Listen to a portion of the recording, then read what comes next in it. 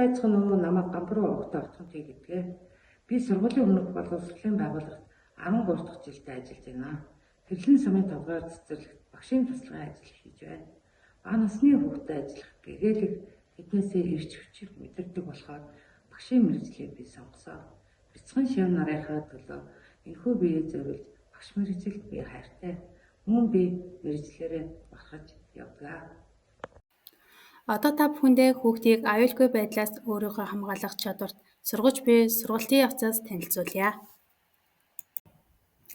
Багшийн туслагын албан тушаалын тодорхойлолтод хүүхдэд эрүүл ахуй, ариун цэвэр, осол аюулгүй байдлын дадал хэвшил олгох, өөртөө үйлчлэх чадвар эзэмшүүлэхэд нь дэмжлэг үзүүлэн ажиллаж байна.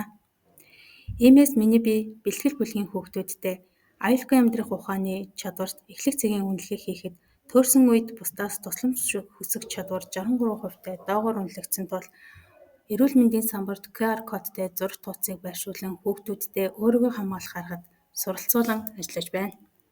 Бачимгээ чи хэрвээ төөрвөл яах вэ? Багшаа би таны гар үзээ ашиглаж үзүүлье.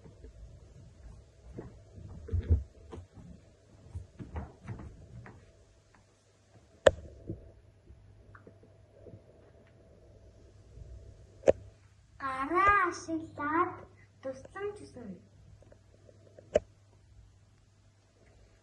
Том үнээс тусламж өгнө.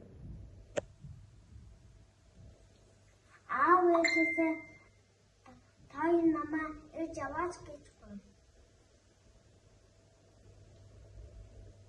Дэлгүүрийн удирдагчаас тусламж өгнө.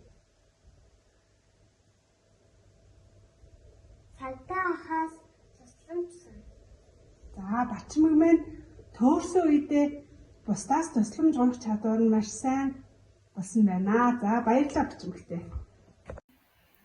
Хүүхдийн хэл яриаг хөгжүүлэхэд зургийн карт ашиглан зурь цэцэн үгийг цээжлүүлэх аргыг туршин ажиллаж байна.